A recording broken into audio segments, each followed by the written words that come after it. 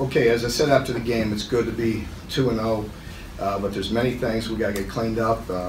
Excited to get back to work this week, and we got to get a lot better in a lot of areas. Mark, how significant has the success against South Carolina, this particular series, been in the growth of the program here? Just that you guys have sort of I think you'd lost 13 of 14 historically against South Carolina, and you've been on a nice run against that program. Well, I mean, at the time, they were big wins, of course. You know, I don't think they mean much going into this game, but there were some good times and some good games, but this is a new year. Mark, you know, the atmosphere going down to Williams-Brice is going to be electric. It's going to be a blackout. It'll probably be a sellout, and Rooster's going to be going crazy. You went in there 2 years ago, and you came out with a victory. How do you prepare your team to go into such a hostile environment? It was good to, you know, go on the road week one and get the win. We all know this atmosphere will be quite different. I was really, I guess, pretty amazed, really, the first time I ever played down there. What the atmosphere was fantastic. Really great venue. It'll be a real challenge, but we have to embrace that. We're going to have to play much better football in a lot of areas. They've played very well with 2 quality wins. They've been very sound. They played very clean football. They're just like us. They're +4 in the turnovers. They played solid on offense and on defense, and they've gotten the 2 big kickoff returns that have sparked them also. So they played really solid football. They're well coached. It'll be a real challenge, but it is quite an atmosphere, and our players just got to concentrate on us and embrace what we do. So that's what makes it fun to go into hostile environments like this, and we got to be up for the challenge. Something about that surprised you that first year you went there? Well, it just, you know, I had never played there before, and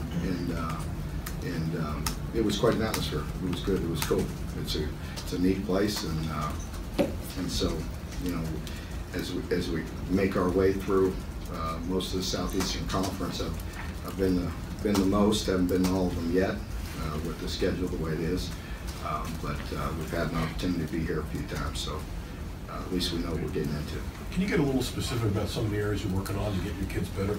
Yeah, there were a lot of things in the game, and you heard me discuss it after, you know, in the post-game press conference. And you know, when you look at it, they're the things that I thought. You know, if you look at us offensively, you know, you have to the you know, most common one to look at is the snaps. The snaps, and you know, listen, there's 2 snaps in the game, or there's several snaps in the game. There was 2 that stopped drives. You know, so we only have 11 drives. 6 of them go for points or a missed field goal. 5 of them don't, and 2 of them are because of snaps only. And then you look at the other 3, and 2 of those, the opening play of the drive, start with penalties. Those need to get cleaned up. And the other one we did not convert or score on was a 3rd and 3. It was late in the game, and we decided to run the ball, and we come up a half yard short. So, you know, things aren't, the sky's not falling, but we have to get those things cleaned up. And those are the snaps. You know, we will continue to work on that. We'll get those corrected. Nick and Bunchy are very conscientious young men. They work extremely hard. They take pride in their craft. I know they'll work on that and get that fixed. We've got to get the penalties fixed, and we got to be just a little more, you know, more disciplined in certain areas. Defensively, there was position on the football. Our coverages weren't as precise as they need to be. We need to contest more passes, and we need to tackle better. Also with the special teams, you know, we took a step back there in kickoff coverage. Goes back to some issues before. All of a sudden, you don't get a great kick. You have a guy miss, and there's big returns, and we have to get that corrected by this week. We know what we're getting into this week with their kickoff return with Debo back there. He's a real weapon, so we have to get those areas cleaned up. So those are some areas specifically. What does Debo do particularly well in kickoff return that he can bust? Oh, he's electric. He's a playmaker. He's got great vision. Like any great returner, you got to have top end speed. He obviously has top end speed and can make people miss, but it also has vision.